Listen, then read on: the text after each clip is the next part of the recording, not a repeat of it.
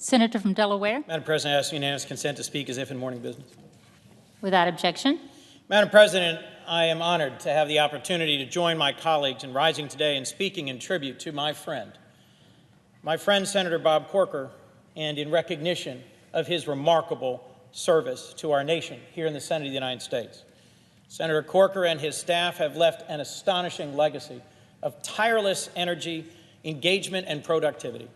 And I am thrilled to have a few minutes to follow on the comments of the Majority Leader and his senior senator from his home state of Tennessee. When I first came here as a freshman in 2010, I partnered with Senator Joe Manchin, who was elected the same time I was in a special election, and we decided the first thing we had to do was to go to Afghanistan to see our troops in harm's way. Having never been a senator before, I had no idea how one goes about getting to Afghanistan, but Senator Manchin assured me he had it all under control and it was all going to be just fine. Just a few weeks later, I ended up on an airplane with two senators I'd never heard of, Bernie Sanders of Vermont and Bob Corker of Tennessee. Maybe I'd heard of them, but I'd certainly never met them and knew very little about them.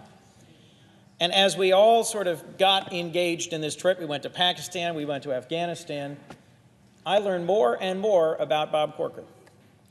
You've just heard it, but I'll repeat it. Fierce work ethic, incredible intellect, determined to get things done, a builder who reaches across the aisle, extends his hand, and doesn't relent until there's a deal done. And I can't think of a more frustrating place to try and bring that attitude than Afghanistan. We were there at a time when our own law enforcement had just informed us that Hamid Karzai, the then president, his half-brother, had stolen nearly $500 million from the American taxpayers. And Chairman Corker unleashed on the president of Afghanistan with a focused communication I will not soon forget that left me looking around to make sure there were folks from our side in the room.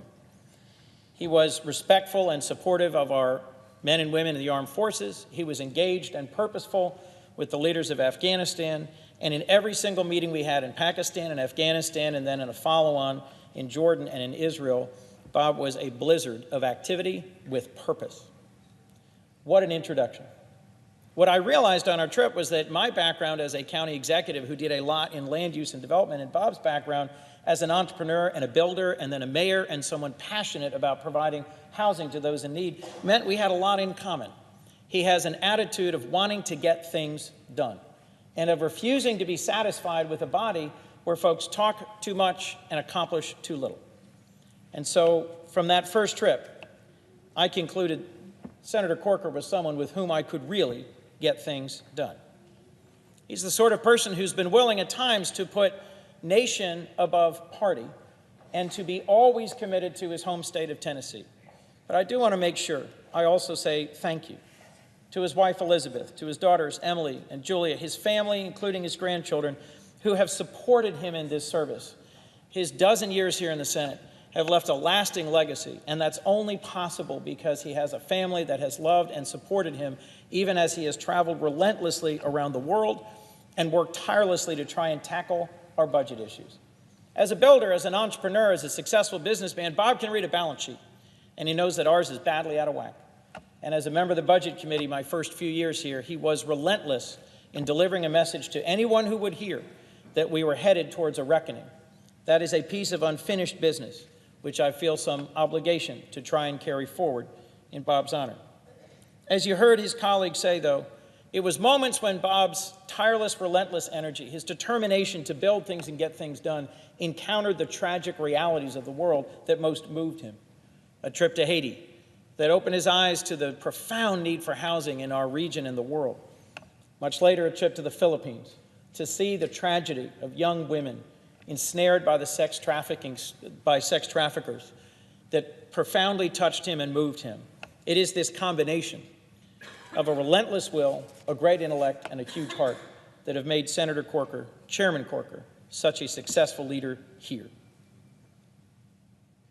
Whether meeting with world leaders, fighting to solve budget issues, or chairing the Senate Foreign Relations Committee, there is universal agreement about his passion, about his character, about his integrity. That's because he genuinely listens to people, asks them thoughtful, sometimes tough, very focused questions, and then gets moving on toward solving a problem. I asked for a review of the bills that we've worked on, and it is longer than the time I have allotted, so let me just give a few highlights.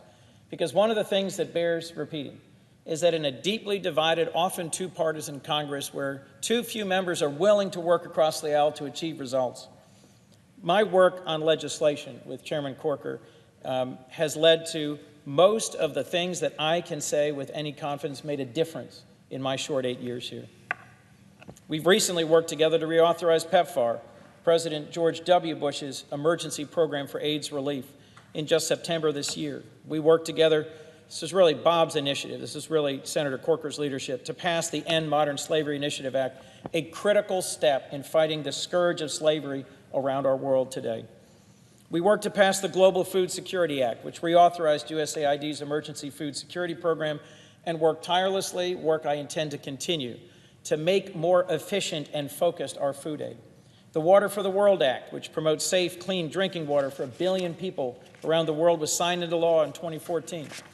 And most recently, a bill that we spent a great deal of time on and where his staff was particularly effective and engaged, the BUILD Act, which will deploy $60 billion of American private capital around the world at no cost to American taxpayers in a way that meets the challenge we face from China investing everywhere in the world and allows us to step up the skills and the strength of our private sector to help build and meet the needs of a growing world. Working to implement the BUILD Act and to execute on Bob's vision will be one of the things I tend to this coming year. Making sure that the Electrify Africa Act, which we worked on together, is implemented well this coming year will be something I look forward to doing. Working to make sure the End Modern Slavery Initiative Act is carried forward this coming Congress is something I look forward to, but what I will deeply miss is time with Senator Corker.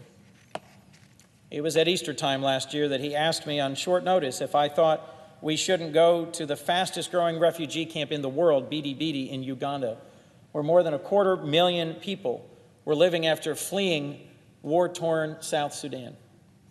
I went to my wife and said, you know, I'd really sort of planned a quiet weekend at home this year. What do you think? And she said, there is no better place on earth you could be than with Bob Corker. She and I both have been impressed with his tireless commitment to making a difference in the world.